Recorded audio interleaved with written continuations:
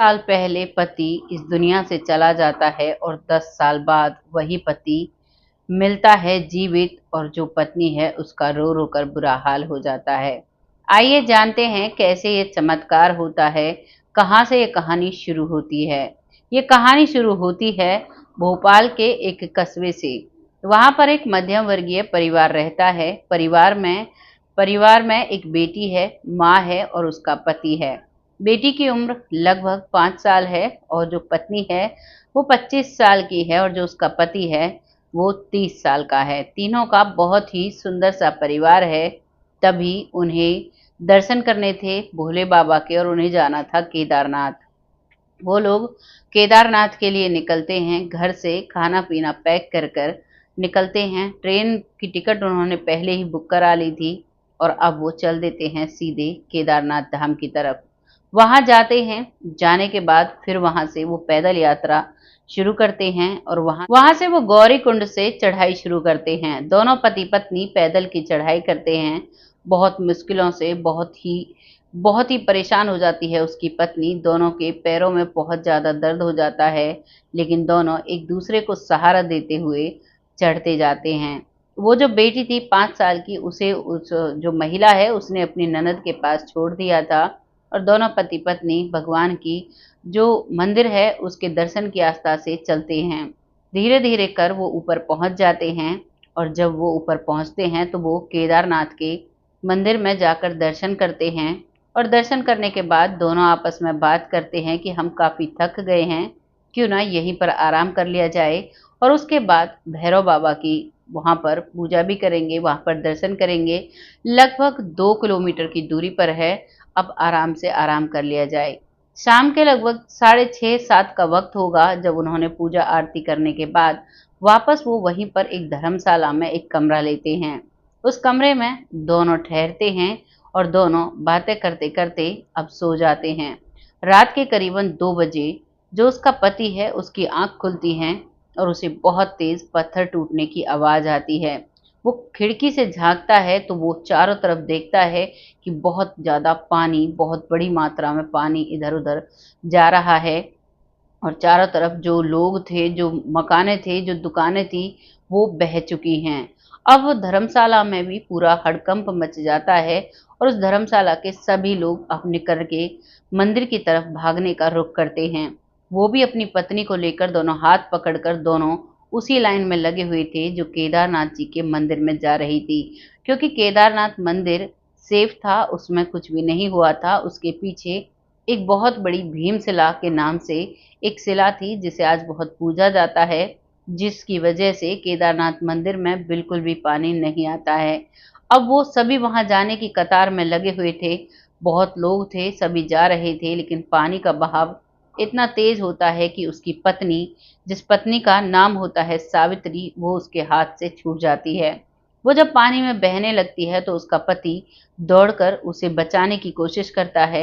पत्नी का हाथ पकड़कर एक खंबे से पकड़ा देता है, लेकिन वो खुद उस पानी में बह जाता है। अब वो पत्नी बहुत परेशान होती है, लेकिन लाइन बहुत लंबी थी, लोग बहुत तेजी से मंदिर की तरफ जा रहे थे, और वो भी उनके साथ मंदिर में चली जाती है। वहां जाकर क्योंकि काफी पानी में वो लोग डूब गए थे, कोई बेहोश हुआ तो कोई सो गया। पूरी रात वहीं पर निकलती है, और जब ये सारा सैलाब थमता है तो वो देखते हैं कि मंदिर के सामने वो हैं, और कुछ लोग मंदिर के अंदर हैं। बहुत ही लोग वहां पर बहुत अधमरी हालात में पड़े हुए हैं। बहुत सारा कीचड़ वहां पर जमा हो गया है। बहुत छोटे छोटे बड़े बड़े पत्थर इधर उधर पड़े हुए हैं। बहुत सारे लोग उस त्रासदी में बह गए थे। ये बात है 17 जून 2013 की। अब सबको होश आता है तो वहां पर ऑफिसर्स पहुंचते हैं, वहां पर एनडीआरएफ पहुंचती है, और वहां पर एसडीआरएफ पहुंचती है।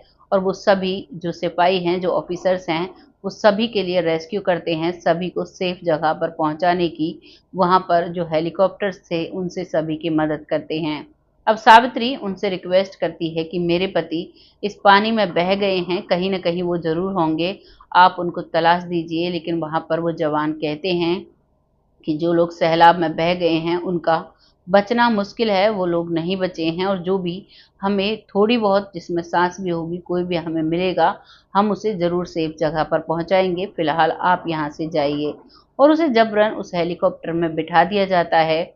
वो वहां से आती है, जब आती है तो देखती है कि सभी जगह न्यूज़ चैनलों पर वही खबर छाई हुई है, और बहुत से लोग जो गुमनाम हो गए थे, जो लोग खो गए थे, जो पानी में बह गए थे, सभी का वहां पर लोग रिकॉर्ड दर्ज कर रहे थे, उसमें उसके पति का नाम भी होता है।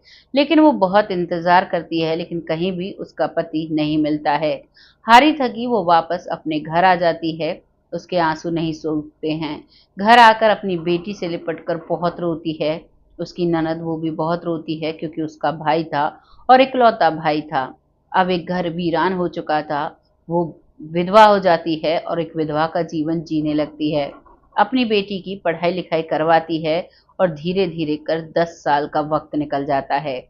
जब उसकी बेटी 15 साल की होती है और 11वीं क्लास में होती है, तो वो माँ से कहती है कि माँ, हमारे साथ के सभी बच्चे केदारनाथ अपने माता-पिता के साथ जा रहे हैं, क्या आप भी मेरे साथ चलो? मुझे भी वहाँ पर घुमा कर लाओ, नहीं तो मुझे स्कूल की तरफ से कैंप जा रहा है, उसके साथ भेज दो। लेकिन उसकी माँ के आँखों के सामने वही मंज़र आ जाता है और वो डर जाती है। वो अपनी बेटी को झट से गले लगाती है और कहती है कि बेटा, मैं तुम्हें वहाँ नहीं जाने दूँगी। तुम्हारे पिताजी वहीं के मुझसे बिछड़े हैं, आज तक मुझे नहीं मिले, उन्हें भगवान ने अपने पास बुला लिया, और अब मैं दोबारा ये गलती नहीं करूँगी। लेकिन बेटी बहुत ज़िद्दी स्वभाव की थी, उसने खाना-पीना छोड़ दिया था, और वो कहती है कि मुझे नहीं पता, मुझे भगवान के पास ज़रूर जाना है, मुझे दर्शन ज़रूर करके आने हैं। अब बेटी की जिद के आगे माँ घुटने टेक देती है और अपनी बेटी को लेकर अब चल देती है केदारनाथ यात्रा पर। वहीं वैसे ही प्रोसेस से वो जाती है, ट्रेन से जाती है और फिर से पैदल यात्रा शुरू करती है। धीरे-धीरे कर वो ऊपर चढ़ जाते हैं और वहाँ पर केदारनाथ जी के मंदिर का दर्शन करते हैं। दर्शन करने के बाद उस धर्मशाला को देखकर उसे फिर से वही सारी बातें याद आती हैं, पूरे रास्ते उसके आँसू नहीं सूखते हैं। पूरे रास्ते भगवान से यही प्रार्थना करती है कि भगवान, कैसे भी करके मेरे पति को मिला दीजिए, कैसे भी करके वो कहीं भी जीवित हों, कैसी भी हालात में हों, कुछ भी हो, कोई चमत्कार कर दीजिए। उसके मन में यही श्रद्धा होती है, और वो दर्शन करके जब बाहर निकलती है और ऊपर भैरव बाबा पर जाने की तैयारी करती है, तो वहीं थोड़ी ही आगे चलती तो वो देखती है कि एक साधु बाबा भजन कर रहे हैं। वहाँ पर जाकर वो उन्हें कुछ दक्षिणा देती हैं, और जैसे ही वो दक्षिणा के लिए हाथ बढ़ाते हैं, तो उनके हाथ पर लिखा था, मेरी पत्नी सावित्री। जैसे ही उस लिखे हुई, जो पहले लीला गुदवाते थे, अब तो उसे टैटू बोलते हैं, वो लिखा हुआ देखती है, तो वो उन्हें पहचान जाती है। उसकी बहुत बड़ी-बड़ी जटाएँ बढ़ी हुई थी, बहुत बड़ी दाढ़ी बढ़ी हुई थी, और भगवा वाना उन्होंने पहन रखा था, वो अपनी तपस्या में लीन थे। वो वहीं अपनी बेटी को लेकर बैठ जाती है। बेटी कहती है कि माँ, चलो आगे भी चढ़ाई करनी है, लेकिन वो कहती है कि बेटा, तुम्हारे पापा मिल गए हैं। वो उन्हें देखती है, जैसे ही वो ये शब्द सुनता है वो साधु महात्मन, तो वो अपनी आंखें खोलता है और सामने देखता है कि सामने एक महिला बैठी हुई है।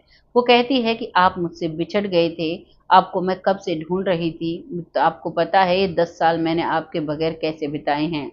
लेकिन साधु महात्मन एक शब्द नहीं बोलते हैं, और जो बोलते हैं उसे सुनकर जो सावित्री है उसके पैरों तले जमीन खिसक जाती है। साधु महात्मन कहते हैं, मैं आपको नहीं जानता, आप किस वजह से मुझे अपना पति बना रही हैं। तभी जो सावित्री है उसके हाथ पर उसके पति का नाम लिखा हुआ था। वो उसको दिखाती है और उसका भी हाथ पकड़ती है और कहती है, ये देखो, तुमने उस मेले में मेरा नाम लिखवाया था और मैंने आपका नाम लिखवाया था। ये दोनों तो एक सबूत हैं, हम दोनों पति पत्नी हैं, और मैंने आपको पहचान लिया है, मैं कभी भी पहचानने में भूल नहीं कर सकती। जब वो ये सारी बातें बताती है और अपने फ़ोन से फ़ोटो निकाल कर कई फ़ोटो उस साधु महात्मन को दिखाती है, तो साधु महात्मन को अब सारी बातें याद आ जाती हैं, और साधु महात्मन की आँखों में आँसू आ जाते हैं और कहते हैं, सावित्री, मुझे माफ़ कर देना। जैसे ही मैं उस बहाव में बहा, तो मैं एक पत्थर से टकराता हूँ और मेरी याददाश्त चली जाती है। मैं सब कुछ भूल जाता हूँ कि मेरा कहीं परिवार भी है, मेरा कोई अपना भी है, और मैं यहीं पर भगवान की भक्ति में लग जाता हूँ। मैंने कभी दिमाग पर ज़ोर ही नहीं डाला कि मेरा कोई अपना भी है, कहीं मेरा कोई इंतज़ार भी कर रहा होगा। तभी सावित्री कहती है, देखो हमारी बेटी कितनी बड़ी हो गई है। वो अपनी बेटी को बड़े ही प्यार से उसके सर पर आशीर्वाद देता है और कहता है, अब तुम आ गई हो, तुम मुझसे मिल ली, लेकिन अब मैं तुम्हारे साथ नहीं चल सकता। इस पर सावित्री रोने लगती है, कहती है, अब मुझे इतने दिनों के बाद मिले हो, आपको मेरे साथ चलना होगा। लेकिन वो कहते हैं कि मैंने अपने गुरुजी से दीक्षा ली है और उसी के बिहाफ पर मैं यहीं पर भक्ति करूँगा, भगवान के मार्ग पर चलूँगा, मैं तुम्हारे साथ नहीं चल सकता। वो गुरुजी का नाम पूछती है, उनका आश्रम का पता पूछती है, वो अपनी बेटी को लेकर उस आश्रम में जाती है और वहाँ जाकर गुरुजी से निवेदन करती है कि मेरे पति यहाँ पर साधु के रिवाज में हैं, वो भक्ति करते हैं, लेकिन मुझे मेरे पति की ज़रूरत है। मेरी बेटी जिसे मैंने अकेला 10 सालों से पाला है, अब उसका आगे बढ़ने का समय है और अगर मेरे पति मेरे साथ नहीं होंगे तो मैं कैसे इन सारी चीज़ों को कर पाऊँगी। वहाँ पर जो गुरुजी थे वो कहते हैं, कौन से हैं तुम्हारे पति? तब तक वहाँ पर वो साधु महात्मन आ चुके थे। वो उंगली करती है और कहती है, वो हैं मेरे पति, आप इनको समझाइए ना। तभी जो गुरुजी कहते हैं उसे सुनकर वो उसके साथ चलने के लिए तैयार हो जाता है। गुरुजी कहते हैं कि जब तक तुम्हारा परिवार है, तुम्हारी जिम्मेदारी है, तब तक तुम अगर भगवान की भक्ति भी करते हो तो वो भक्ति नहीं लगेगी। पहले तुम्हें जिस कार्य के लिए भगवान ने धरती पर भेजा है, उन सभी कार्यों को पूरा करने के साथ-साथ अगर तुम भक्ति करते हो, तो उसको भगवान बहुत जल्दी ग्रहण करते हैं और अगर तुम उन सभी कार्यों से और अपने सभी उद्देश्यों से भटक कर सिर्फ़ भगवान की भक्ति करते हो, तो भगवान उसे नहीं मानते हैं। तुम्हारा पहला फ़र्ज़ है तुम्हारी पत्नी और तुम्हारे बच्चों को उनके जो हक हैं, वो सारे देना। उसके साथ-साथ तुम भक्ति करो और जब तुम्हारे सारे किरदार पूरे हो जाते हैं, तब तुम भक्ति आराम से कर सकते हो।